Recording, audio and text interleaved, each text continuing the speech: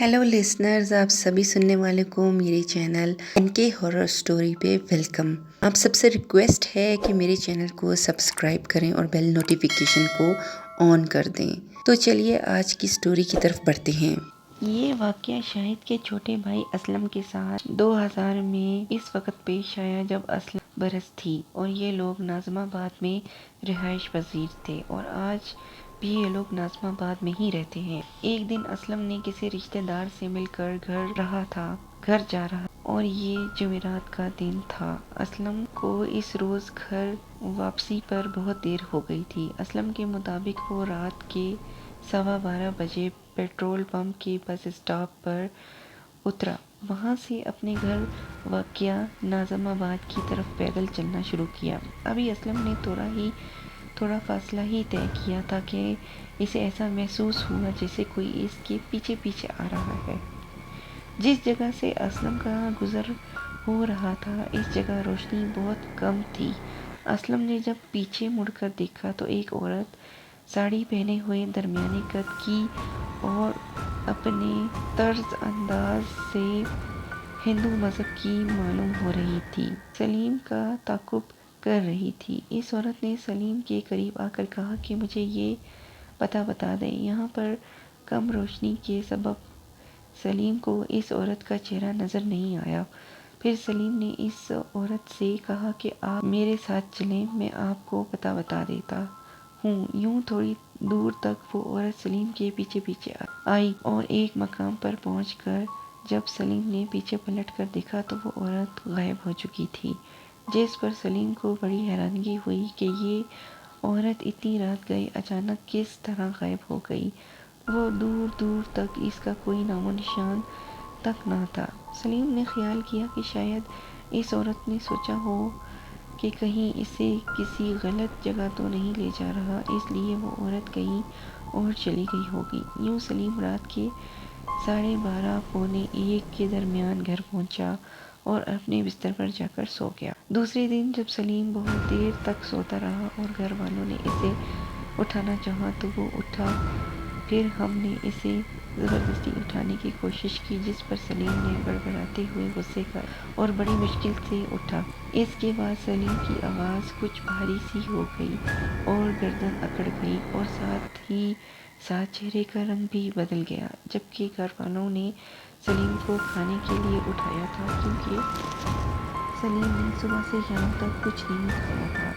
उठने के बाद भी सलीम ने सुबह से शाम तक कुछ नहीं खाया। पहले तो घर वाले समझे कि सलीम नखरे दिखा रहा है या फिर मजाक कर रहा है, जबकि सलीम की हरकत तो शक्नात भी बदल गई थी और अजीबोगरीब बातें करते हुए कहने लगा कि वो आने वाली है, देखो वो दरवाजे से अंदर आ गई है, देखो देखो वो औरत इस दीवार पर लटकी घड़ी पर जाकर बैठ गई है और मुझे गुस्से से देख रही है और अब वो मुझे मारेगी। घर के दीगर अफराद सलीम की बातों पर इन लोगों को हंसी भी आ जाती थी कि एक औरत इतनी सी घड़ी पर कैसे बैठ सकती है और वो इस औरत के दूसरे लोगों को नज़र क्यों नहीं आ रही। इसके बावजूद घर वाले सलीम की इस कैफियत पर परेशान भी थे। इस तरह सलीम की इस हालत की खबर फौरन ही इनके अड़ोस पड़ोस तक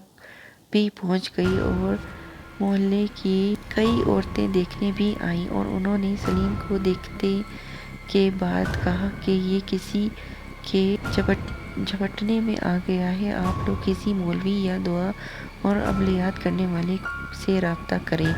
लेकिन सलीम के घर वाले और बड़े भाई शायद सब बातों पर यकीन नहीं रखते थे। वो भी दूसरे मॉडर्न ख्यालात रखने वाले लोगों की तरह यही ख्याल करने लगे थे कि आज याफ्ता दौर में ये सब चीज़ें नहीं होती और ऐसे में जबकि मेडिकल साइंस बहुत ज़्यादा तरक्की कर गई हो तो हर बीमारी की तशख़ीस और इलाज इंसान को मुकम्मल नज़र आता है। लेकिन डॉक्टर को बुलाकर सलीम को मुआयना करवाया। डॉक्टर ने कुछ मेडिसिन और नींद का इंजेक्शन दे दिया। इसके अगले रोज़ जब सलीम उठा तो बज़ाहिर नॉर्मल लग रहा था, लेकिन एक ख़ास वक़्त पर जब इस पर आमद मौका होती तो सलीम ने फ़ौरन محسوس ہو جاتا اور سلیم کی طبیعت بگڑنے لگتی، اور پھر سلیم اس حالت میں الٹی سیدھی باتیں کرنے لگتا، اور پھر کبھی کہتا کہ وہ عورت کہہ رہی ہے کہ فلاں وقت پھر آئے گی۔ اس پراسرار عورت روح کی آمد پر سلیم کا چہرہ خوف کے مارے سیاہ پڑ جاتا تھا۔ اس طرح سلیم کی حالت ٹھیک نہیں ہو رہی تھی، جس پر آخر شاہد نے مولوی صاحب کی خدمت حاصل کی۔ مولوی صاحب کے بانی پر چند قرآنی آیتوں کا دم کرکے سلیم کے لیے لایا گیا، جس سے سلیم کو واقعی طور پر فائدہ ضرور ہوا، لیکن کچھ دن گزرنے کے بعد پھر وہی حالت ہو جاتی تھی۔ جس کے شاہد نے مولوی صاحب سے پھر رابطہ کیا تو انہوں نے کہا کہ آپ لوگ قرآن پاک کے صفحات کی والے قرآن پاک سلیم کے قریب لے جاتے تو اس کی حالت اور بگڑنے لگتی۔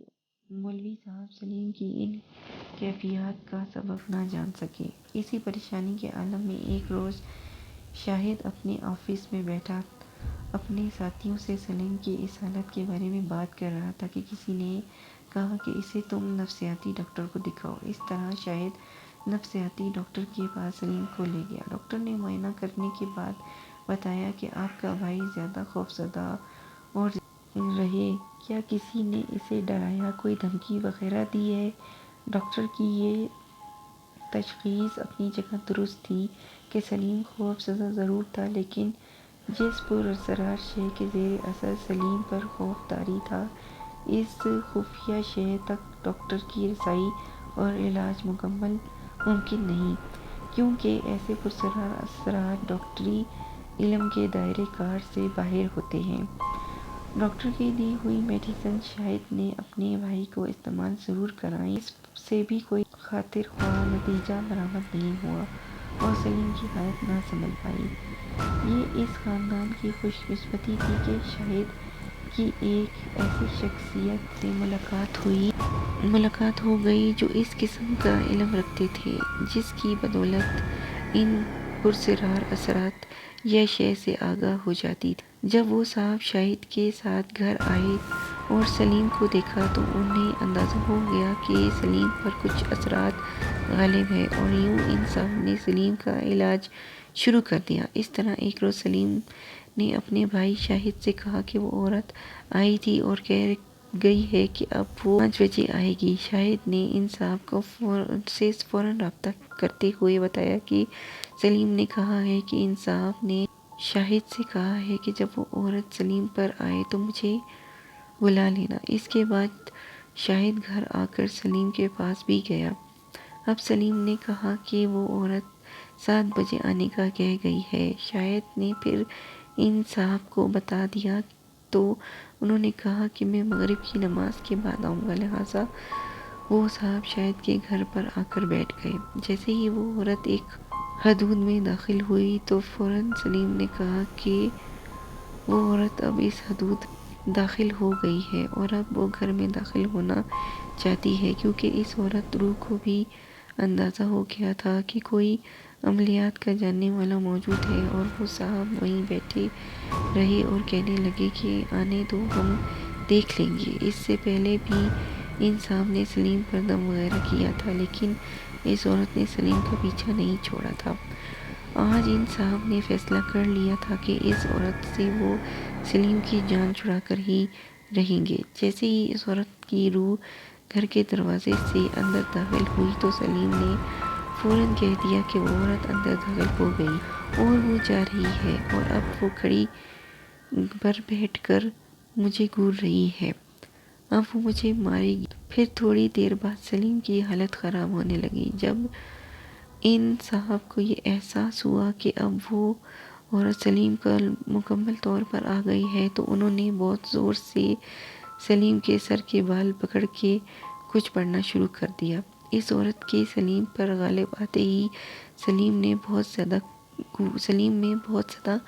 قوت آ گئی تھی، اور وہ 2-3 آدمیوں نے سلیم کے ہاتھ پیر بہت مضبوطی سے پکڑے ہوئے تھے۔ اب ان صاحب نے سلیم کے بالوں کو زور زور سے کھینچتے ہوئے جھٹکا دیا اور کہا کہ تو کون ہے اور کہاں سے آئی ہے اور تو اس لڑکے سے کیا چاہتی ہے؟ اس پر وہ عورت سلیم کی زبانی بدلی ہوئی آواز میں بولی کہ میں سندھ میں یہاں سے آئی ہوں اور میں اپنے ٹھکانے پر عبادت کر رہی تھی کہ اس لڑکے نے میری پوری عبادت کو ناپاک کیا ہے، میں اسے نہیں چھوڑوں گی۔ اس پر ان صاحب نے کہا کہ مجھے اس لڑکے کو چھوڑنا پڑے گا ہی ورنہ میں تجھے جلا ڈالوں گا۔ اور تو کیا چاہتی ہے اس لڑکے نے تیری جگہ کو جان کر ناپاک نہیں کیا اور اس لڑکے کو کیا معلوم کہ تو وہاں بیٹھی عبادت کر رہی ہے؟ جس پر اس عورت نے کہا